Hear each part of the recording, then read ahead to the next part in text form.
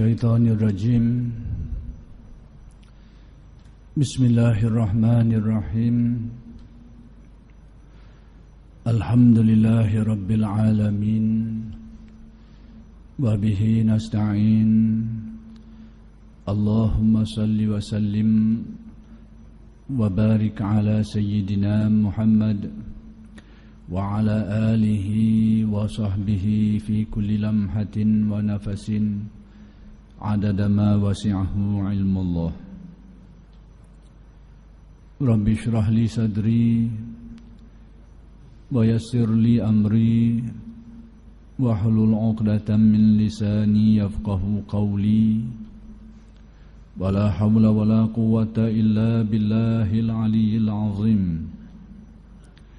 Ilahi anta maksudi wa ridhaka matlubi. A'tini mahabbataka wa ma'rifataka. Assalamualaikum warahmatullahi ta'ala wabarakatuh. Alhamdulillah wa syukrulillah. Segala puji bagi Allah yang telah memberikan hidayah dan taufik. Mudah-mudahan kita sentiasa dikurniakan Allah hidayah dan taufik. Dan kuliah Masjid Abidin pada malam ini masih lagi membahaskan kalam hikmat Syekh Ahmad Ibn Atha'illah Al-Iskandari radhiyallahu anhu yang ke-28, yang berkait dengan halangan-halangan yang perlu ditempuh dalam perjalanan kerohanian untuk mendekatkan diri kepada Allah dan seterusnya mencapai mahabbah, ma'rifat dan redha Allah Subhanahu wa taala. Telah jelaskan pada kuliah-kuliah yang lalu tentang kata-kata Syekh Abdul Hasan Asy-Syadzili radhiyallahu anhu, bahawa menurut beliau sesiapa yang ingin mencapai apa yang diperolehi oleh para wali adalah melakukan dua perkara, iaitu mengosongkan hatinya, membuang dari dalam hatinya itu segala manusia dan makhluk yang lain. yakni dibuang segala khawatir yang berkait dengan manusia dari dalam hati, yakni tilikan kepada manusia, pergantungan hati dengan manusia,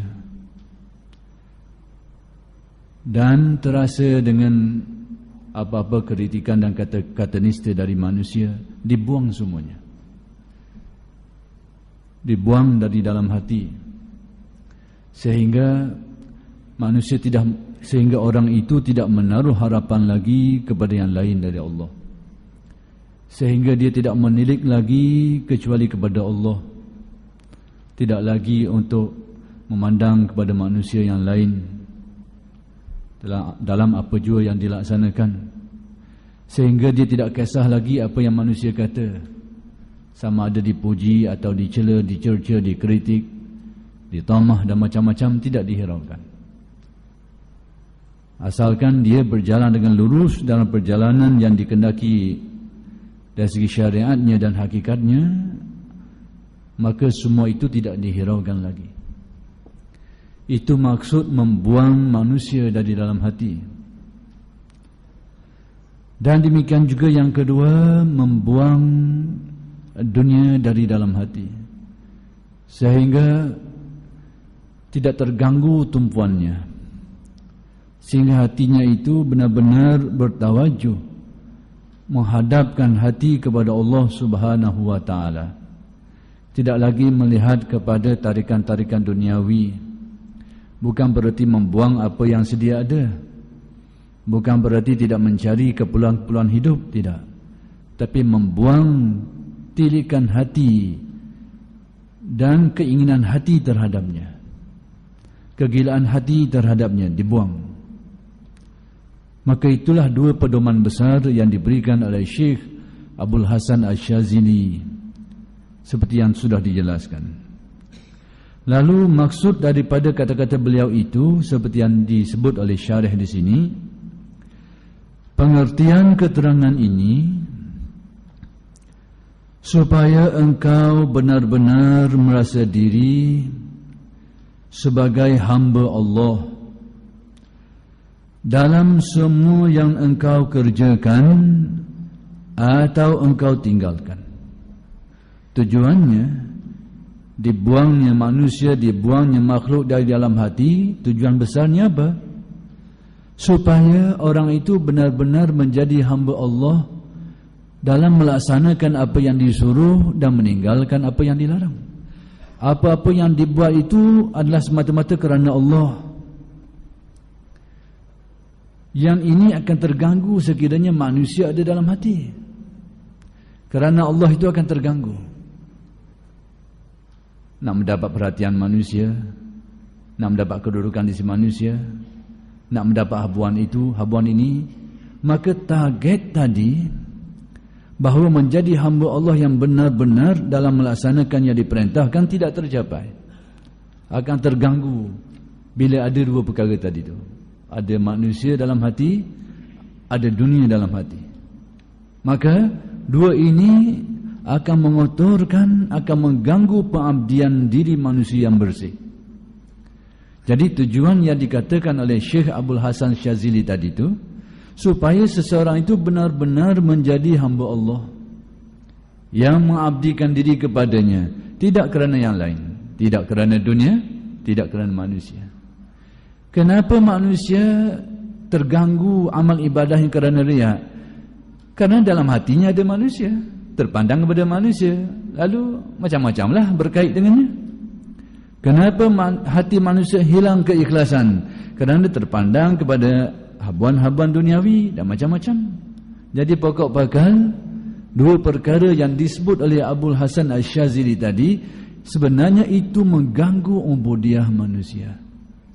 Jadi dalam bahasa yang mudah, para wali itu diberikan tahap, yakni dianugerahkan Allah kewalian dan diberikan kemuliaan dan keistimewaan adalah kerana mereka ini benar-benar menjadi hamba Allah. Itu rahsianya.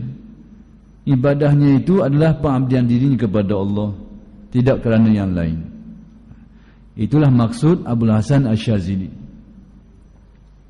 Jadi apa yang dibuat, apa yang ditinggalkan tidak lagi berkait dengan manusia, tidak lagi berkait dengan dunia, semata-mata kerana Allah, lillah. Sebab itu permulaan perjalanan hati manusia menuju Allah dimulai dengan lillah, yakni segala amal dan gerak gerinya itu didasari kerana Allah, tidak didorong oleh dorongan lain, dorongan manusia, dorongan keduniaan, tidak. Ini permulaan perjalanan hati manusia ke hadrat Allah. Selagi hati manusia didorong oleh dorongan yang lain, tidak berlaku perjalanan itu. Tidak berlaku perjalanan. Mungkin secara syariatnya bertambahlah amal ibadahnya, tapi secara rohaninya hatinya itu tidak ke mana. Mungkin banyak ibadahnya, tapi gerak hatinya tidak berlaku. Dia seperti orang naik kereta ataupun naik motosikal, perih habis teh, tapi pusing orang bau, mesti ketang situ dia je, totah pergi mari. Itu bandingannya. Laju perjalanannya, jauh dari segi kilometer perjalanannya, tapi mesti kat tula. Itulah bandingan orang yang hanya membetulkan zahir tapi hatinya tidak bergerak. Dan pergerakan hati bermula dengan gerak hati untuk beramal lillah, mencari redha Allah. Itu permulaan gerak hati manusia dalam menyelam ke hadrat ilahi.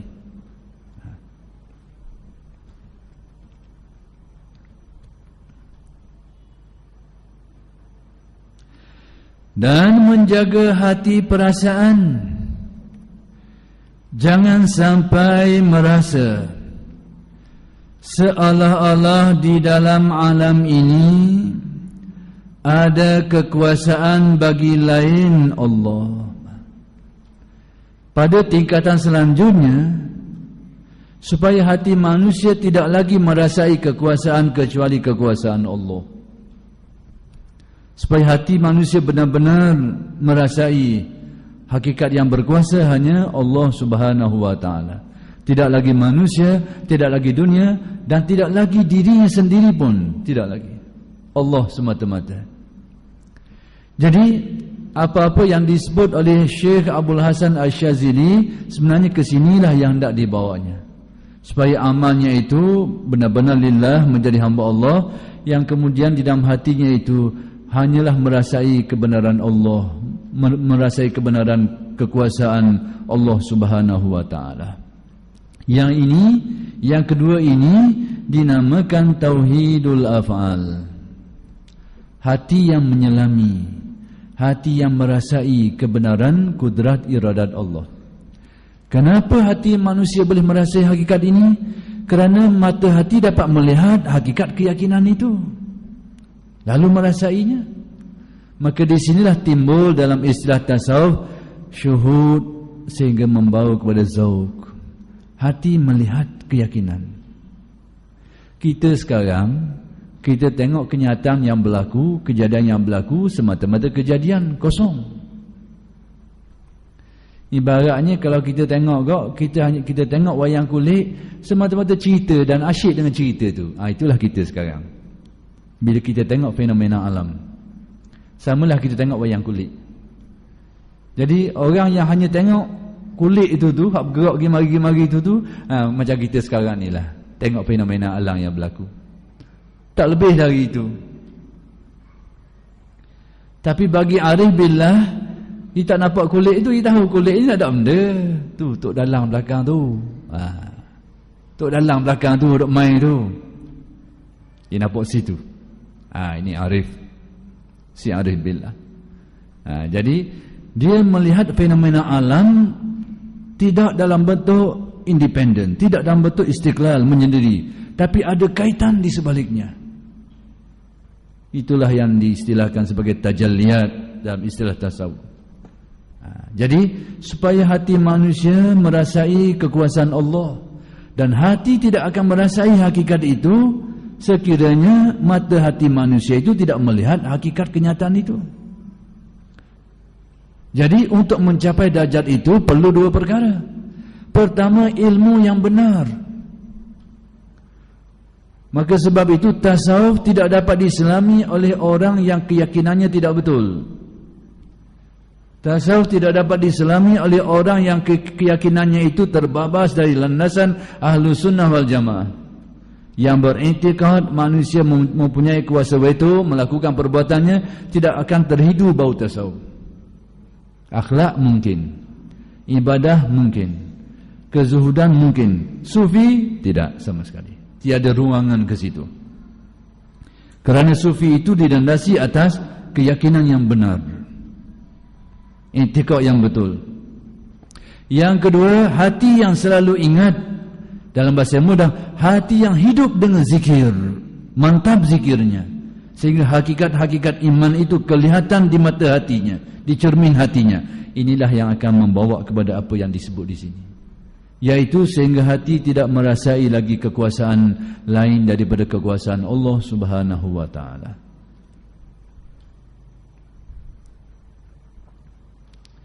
Yani bersungguh-sungguh dalam menanggapi, yakni memahami, la haula wala quwata illa billah, tidak ada daya dan upaya kecuali dengan kudrat dan iradat Allah. Kecuali dengan Allah, yakni dengan kudrat Allah, dengan iradat Allah, dengan taufik Allah, dengan hidayat Allah.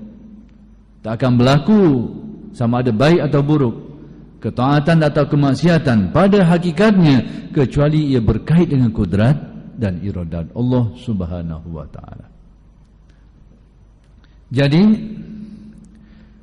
tujuan kita membuang dari dalam hati manusia dan makhluk, tujuannya ke sini, supaya hati dipenuhi dengan rasa kehebatan Allah.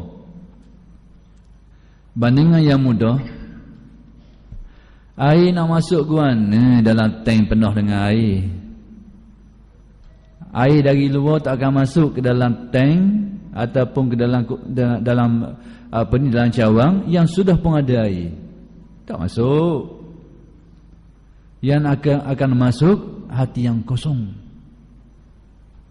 Kita cuba air dan gelas ada air dah. Masuk air tu. Tak masuk.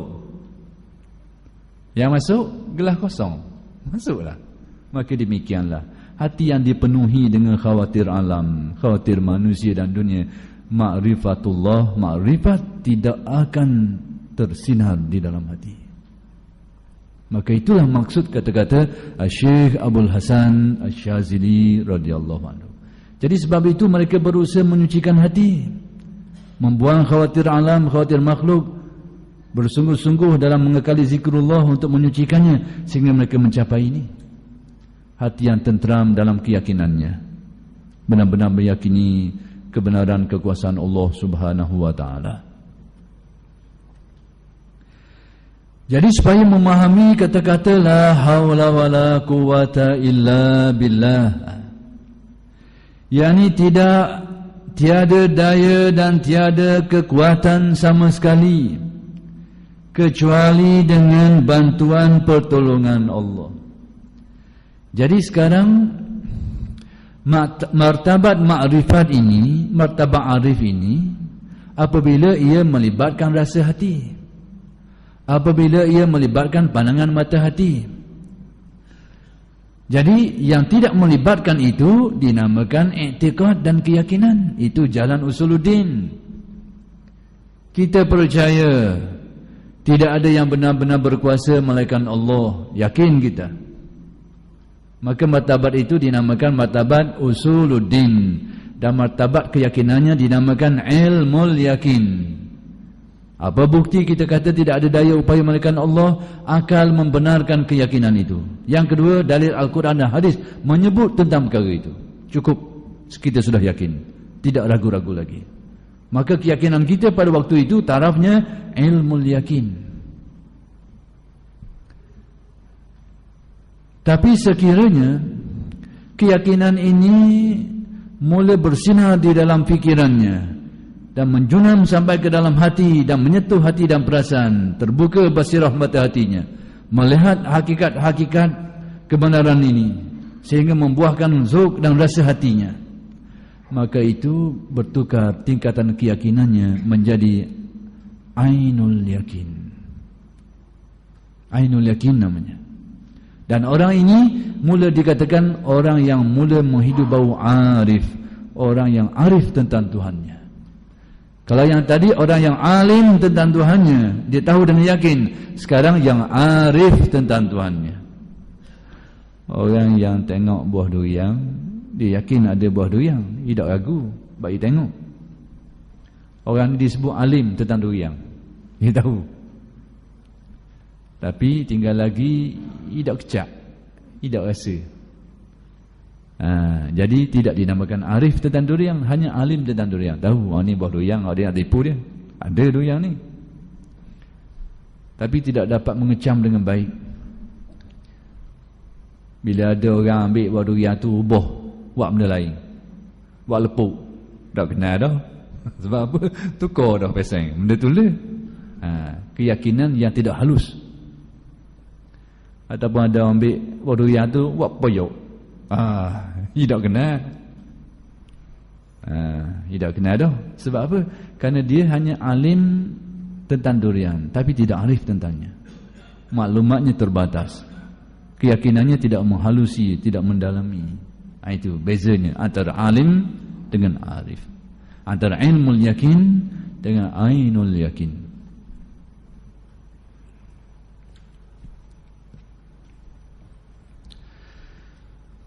Maka apabila masih merasa ada kekuatan diri sendiri, berarti belum sempurna mengaku diri sebagai hamba Allah. Selagi masih timbul dakwaan keakuan diri, selagi itu dikira belum mencapai tahap kesempurnaan sebagai hamba Allah. Bukan sebagai terbuang sebagai hamba Allah, tidak, tetap hamba Allah, tapi kesempurnaannya belum.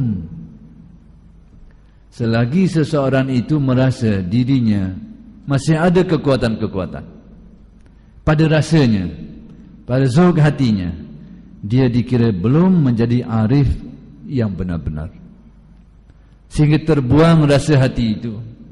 Sekarang kita bagaimana? Kita tahu kita tidak ada daya upaya, dan kita yakin, dan kita telah memiliki ilmu yakin tentang hakikat itu. Tapi tinggal lagi dalam muamalah hari-hari kita yang banyak. Banyak timbul kita, kudrat kita, ilmu kita, kemampuan kita, hak itu banyak timbul. Jadi kita bukan arif, kita hanya alim tentang diri, tapi bukan arif tentang diri. Jadi sebab itu kata Syekh, selagi timbul rasa masih ada daya upaya diri, maka itu belum sempurna sebagai seorang hamba Allah. Tapi tetap hamba Allah. Tinggal lagi masalahnya ke mana? Kesempurnaan. Jangan kata ni bukan hamba Allah ni, kalau gitu kita semua ni bukan hamba Allah lah. Kalau gitu tidak, hamba Allah juga, tapi tahap kesempurnaannya saja yang kurang. Itu saja masalahnya. Maka sebab itu para wali ialah orang yang Allah Ta'ala cabut dari dalam hatinya keakuan dirinya. Sebab itu mereka ini tenggelam di dalam merasai la haula wala quwata illa billah. Tak ada dakwaan jauh sekali. Sebab itu dalam dunia tasawuf, kalau ada orang mendakwa ini, tanda awal-awal bohong. Kecuali yang menceritakan itu atas dasar untuk menjelaskan ilmunya atau menjelaskan, memberikan kefahaman, itu lain. Tapi kalau atas semata-mata mendakwa itu dan ini, jauh renak, kata orang, jauh renak daripada tahap kewalian.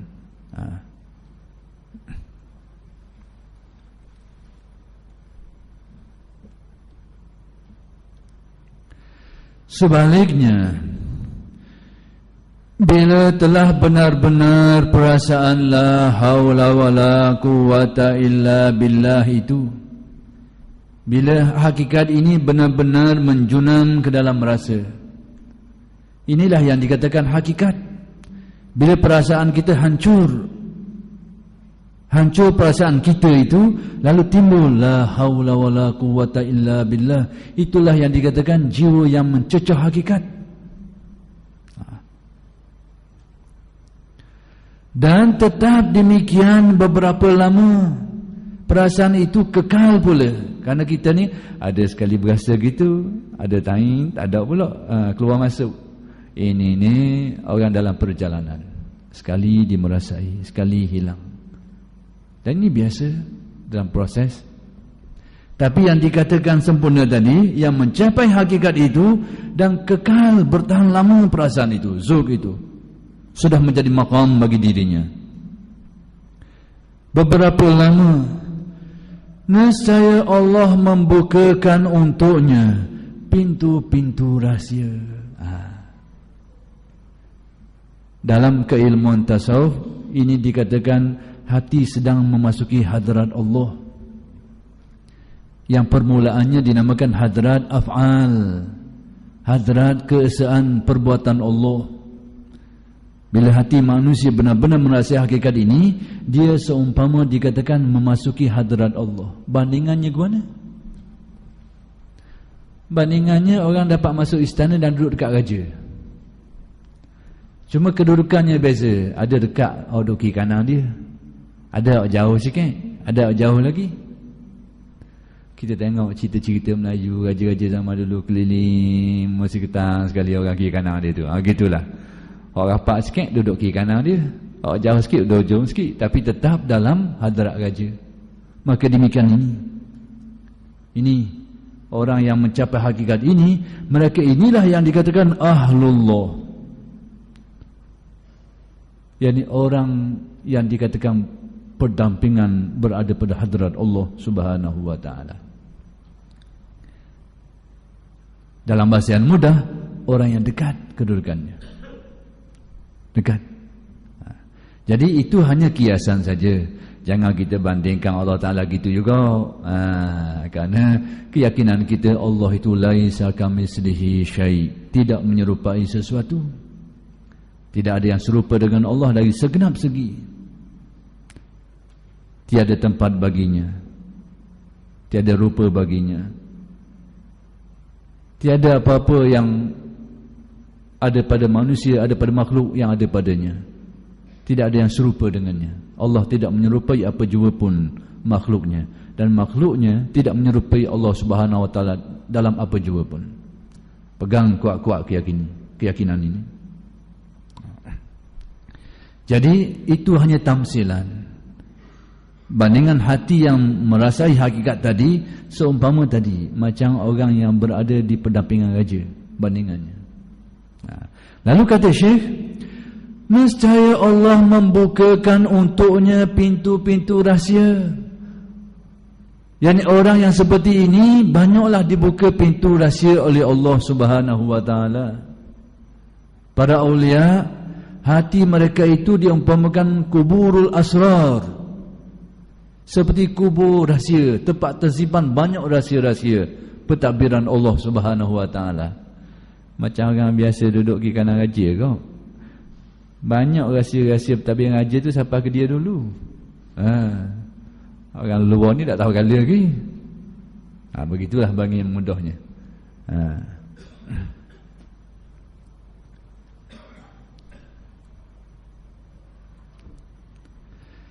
Pintu rahsia-rahsia yang tidak pernah mendengar dari manusia seisi alam.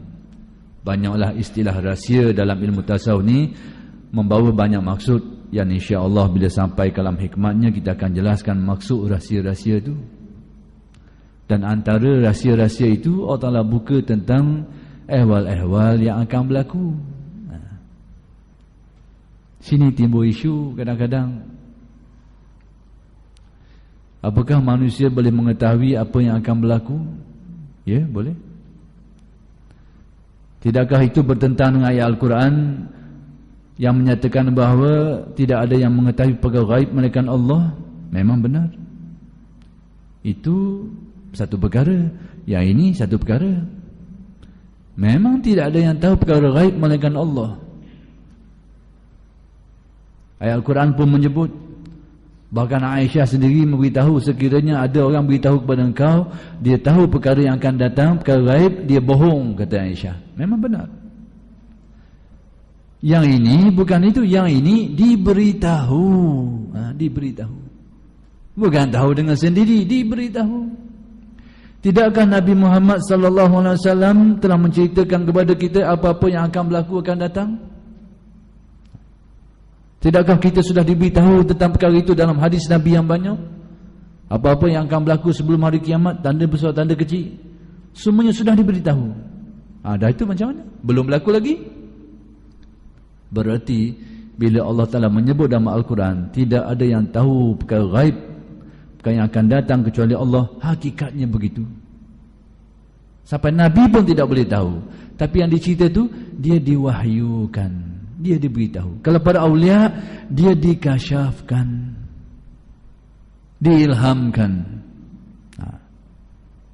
Ada nas-nas riwayat hadis yang mengesahkan adanya ilham bagi umat ini. Laqad kana fi man qablakum muhaddasun wa in yakun fi ummati fa Umar. Pada umat-umat yang terdahulu ada golongan manusia yang disebut muhaddasun. Siapa muhaddasun? Mulhamun, orang yang diilhamkan Allah, orang yang diberi tahu rahsia-rahsia oleh Allah, menusi jalan ilham, menusi jalan ilham yang diberikan Allah Subhanahu wa taala. Jadi fa in yakum min ummati, kata Nabi, fa Umar, sekiranya ada di kalangan umatku, maka Umar salah seorang Umar. Mungkin ada orang kata ayat ni dak khabar ada, sekiranya ada, dak semestinya ada lagi. Ada orang kata gitu. Sekiranya ada, sekiranya dak semestinya ada. Sebenarnya ini persoalan ini sudah banyak dibangkitkan lalu dijawab oleh para ulama. Hadis ini adalah hadis menyatakan ikhtisas, suatu kelebihan, suatu khususiyah umat Nabi Muhammad sallallahu alaihi wasallam. Yani hadis ini adalah berkenaan dengan khususiyah umat Nabi Muhammad sallallahu alaihi wasallam. Sekiranya perkara tadi ada pada umat-umat terdahulu, maka berlakunya pada umat Nabi Muhammad lebih utama lagi. Perlu difaham seperti itu. Apatah lagi ada riwayat lain, menerusi turuk yang lain menyebut wa inna umara minhum, sesungguhnya Umar sebahagian daripada mereka itu, sebahagian daripada orang-orang dari kelompok tadi, muhaddasun, mulhamun, orang yang mendapat ilham. Jadi supaya jelas benda ni lah, supaya tidak keliru. Ketika Al-Hallaj nak dihukum bunuh, dan ketika dia bertemu dengan Al-Junaid, apa dia kata? Dia kata, Junaid kata kepada Al-Hallaj, inilah orangnya yang akan dibunuh di batang pokok. Dia kata kepada Al-Hallaj, inilah orangnya, satu hari dibunuh di mana? Di batang pokok. Al-Hallaj pula kata kepada Junaid, inilah orangnya yang bila nak jatuhkan hukum, dia buang jubah dia tu, ditukar dengan jubah lain. Dan berlaku, benar-benar berlaku.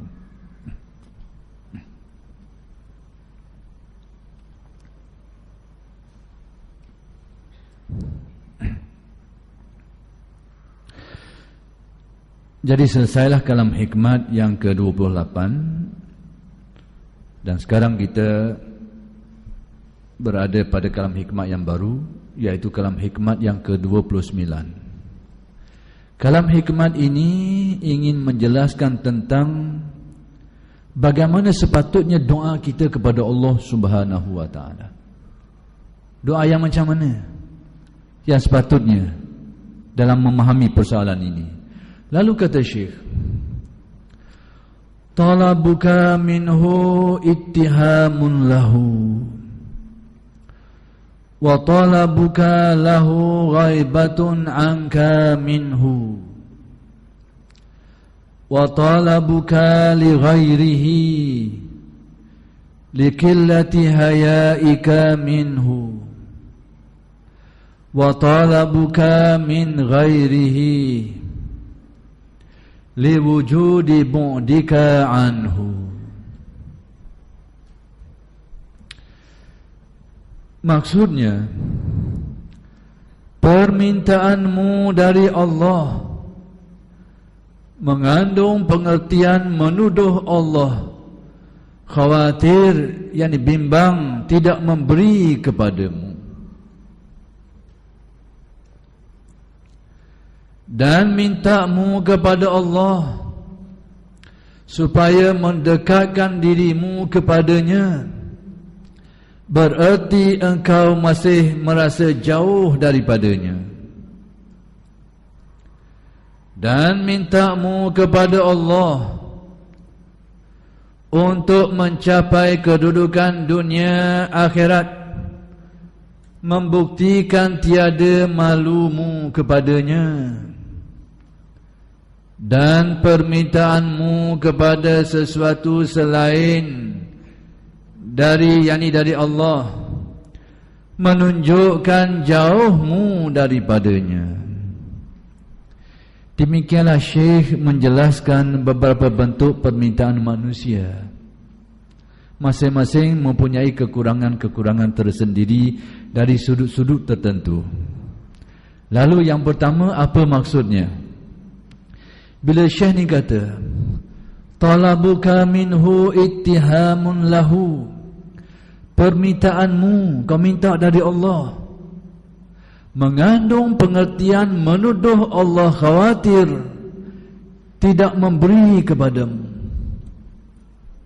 Kita minta dari Allah, kata Syekh, permintaan kita itu mengandungi kebimbangan. Semacam kita ni bimbang, Allah Ta'ala ni dah cara kita.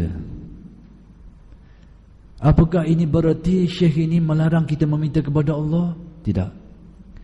Syekh ini hanya nak mengajar kepada kita bagaimana sepatutnya doa kita kepada Allah.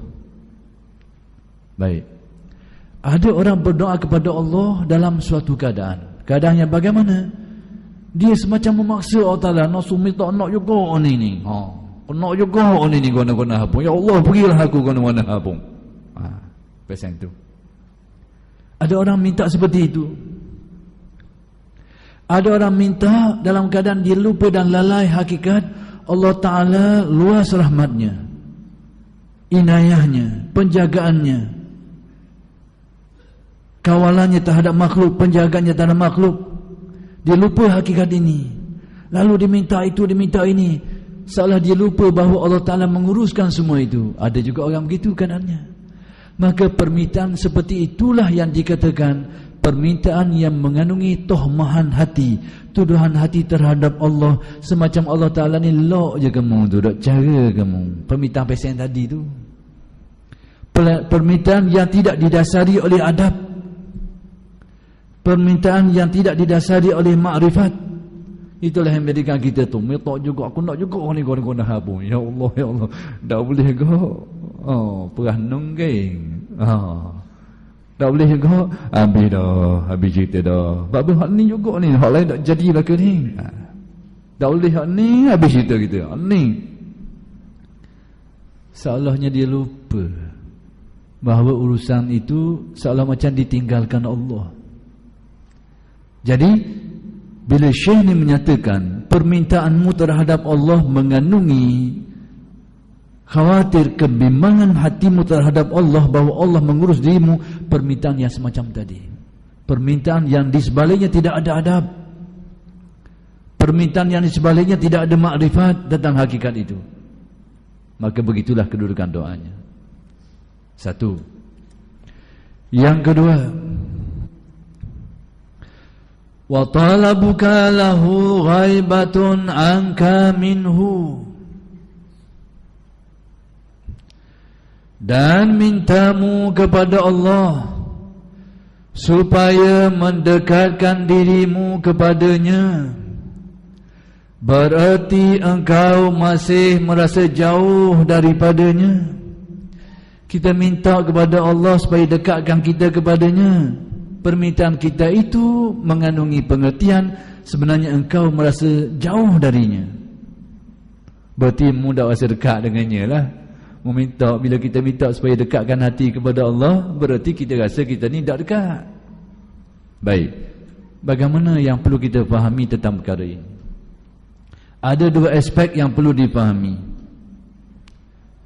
Merasai kedekatan Allah satu perkara, merasa diri orang yang dekat dengan Allah satu perkara yang lain. Dalam kalam hikmat ini, Syekh nak mengajak kita supaya merasa dekat dengan Allah. Lalu bila kita minta supaya didekatkan, berarti kita belum merasa dekat dengan Allah. Jadi Syekh menganjurkan kita supaya usahalah supaya berada pada tahapan tadi, tahapan merasa dekat dengan Allah. Allah dekat dengan kita. Wa huwa ma'akum aina ma kuntum. Allah bersamamu di mana engkau berada.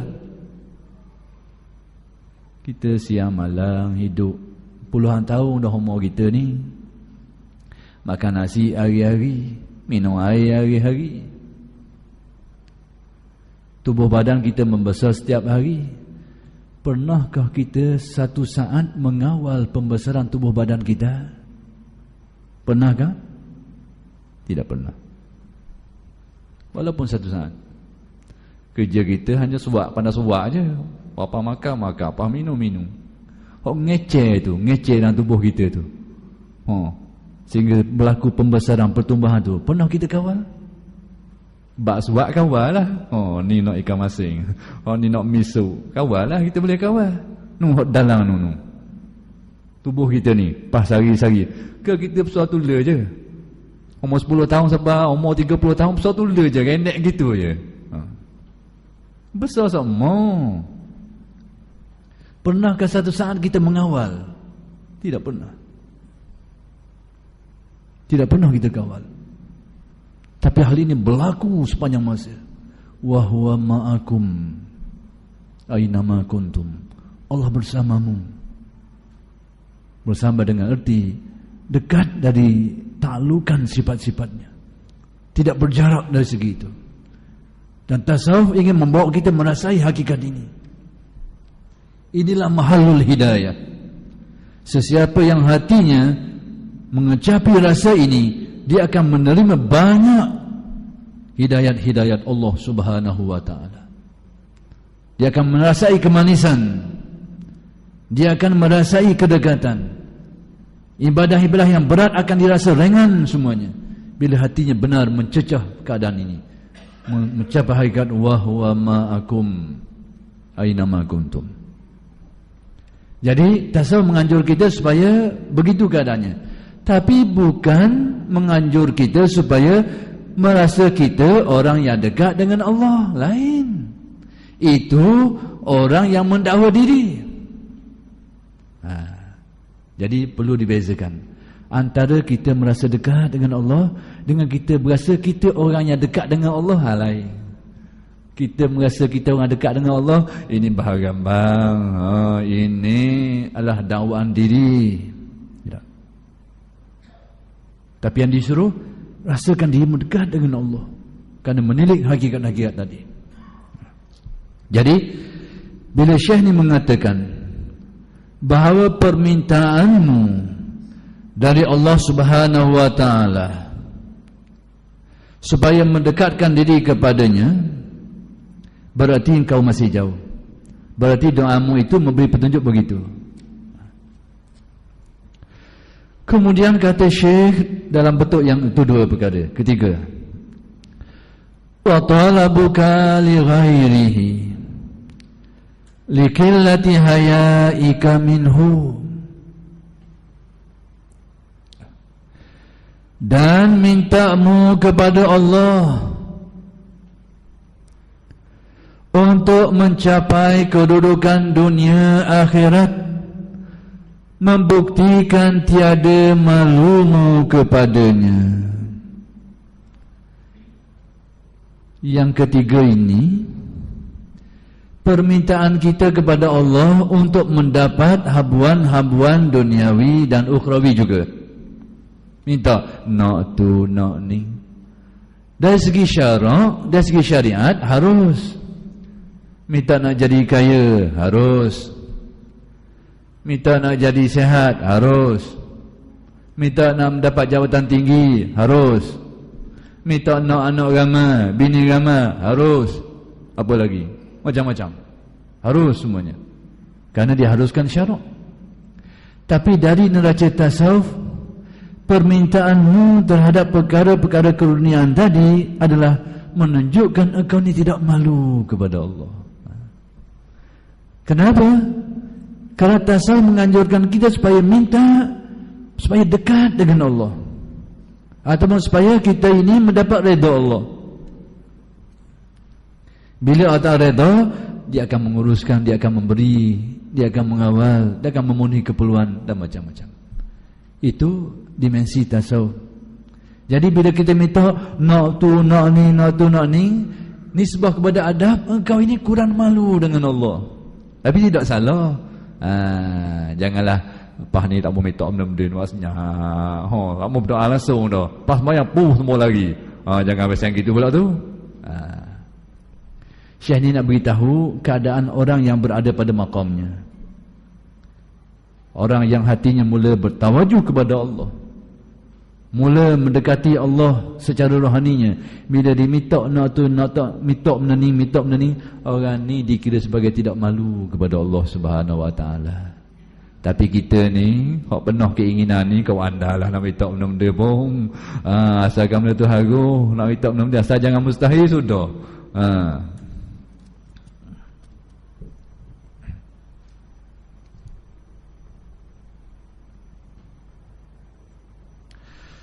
Kemudian yang terakhir, wa talabuka min ghairihi, liwujudi bu'dika anhu, dan permintaanmu kepada sesuatu selain dari, yakni darinya, selain dari Allah, menunjukkan jauhmu daripadanya. Permintaan kita minta dengan yang lain dari Allah, minta dengan orang tu, minta dengan ni, minta dengan ni, macam-macam. Hal itu dari dimensi tasawuf menunjukkan bahawa engkau sangat jauh dari Allah. Kalau engkau dekat dengan Allah, engkau akan minta dengan Allah, tidak akan minta yang lain. Jadi fahamlah maksud, bahawa maksud dalam tasawuf adalah supaya terus langsung kepada Allah, tanpa sebarang perantaraan, tanpa tawasul. Maksudnya, kalau boleh biar sampai begitu, sehingga hati hanya dengan Allah semata-mata, tidak yang lain. Itu kehendaknya, maksud dari perjalanan tasawuf. Cuma pengamalan tawasul itu tidaklah menjadi satu kesalahan. Itu saja. Tawasul itu dibenarkan sekalipun menjadi khilaf. Ini masalah khilaf di kalangan ulama, diharuskan. Jadi pertama sekali ingin saya jelaskan, dalam keilmuan tasawuf, seboleh-bolehnya seseorang itu nak dibawa, nak ditingkatkan sampai ke tahap tak ada tawassul langsung, terus dengan Allah. Kehendaknya begitu. Tapi di perjalanan permulaan itu dibenarkan, diharuskan, berasaskan kepada keharusan syarak. Jadi supaya apa? Pertama sekali, supaya orang-orang yang menyalami tasawuf, menjalani tarekat, tahu kedudukannya. Tawassul itu hanya sementara.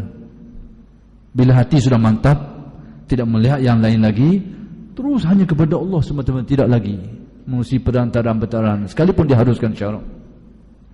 Tapi di peringkat permulaan, hal itu ternyata masih diharuskan. Kita pergi jumpa orang soleh, minta tolong doa kita, harus. Bertawassul adalah satu benda yang harus. Sayyidina Umar, ketika berlakunya kemarau panjang, dia bertawassul dengan bapa saudara Nabi, kerana kedudukan yang dekat dengan Nabi itu. Al-Abbas bin Abdul Muttalib, dia bertawassul, minta hujan, dan turun hujan. Dia berdoa. Ini yang berlaku. Jadi bertawassul dengan apa yang diharuskan syarak, harus. Termasuk bertawassul dengan orang soleh, pergi jumpa dia, minta tolong doa. Ataupun kita minta, ya Allah, hitam aku dengan berkat orang soleh ni, sebagai kasihmu, sampaikanlah hajat aku, harus. Cuma nak beritahu, tasawuf akan bawa manusia ke satu tahap hanya dia dengan Allah. Jadi yang disebut oleh Syekh, itulah maksudnya. Bukan berarti tidak boleh memperantarakan itu dan ini seperti yang diharuskan syarak, tidak. Cuma matlamat besarnya sampai ke tahap antara dia dengan Allah tidak ada sebarang tawassul lagi.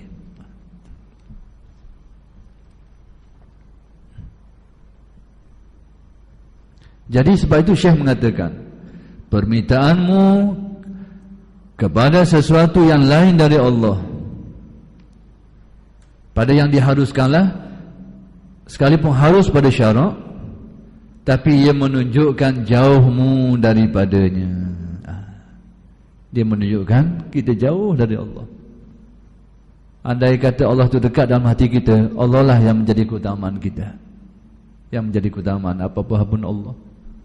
Tapi secara syariatnya, syariat mengharuskan kita mengambil wasitah, mengambil perantaraan-perantaraan. Kita ada hal-hal usang yang kita perlukan, kita minta tolong orang, tak apa. Tak apa. Cuma yang jadi masalah sikit, pergantungan kita ke dia tu lebih besar dari pergantungan kepada Allah. Ini nyakit sikit. Harapan kita kepada manusia tu lebih besar daripada harapan kita kepada Allah. Ini masalah. Jadi tasawuf nak bawa kita, hati kita Allah. Berlaku masalah apa, kepanjang apa, Allah dulu, solat dulu, doa dulu, baru cari orang nak minta tolong atas keharusan syarak. Begitulah sepatutnya. Jadi oleh kerana sudah masuknya waktu insya kita berhenti setakat ini dulu dan kita akan sambung pada minggu-minggu yang akan datang. Aqulu qawli hadza wa astaghfirullahal azim li wa lakum. Assalamualaikum warahmatullahi taala wabarakatuh.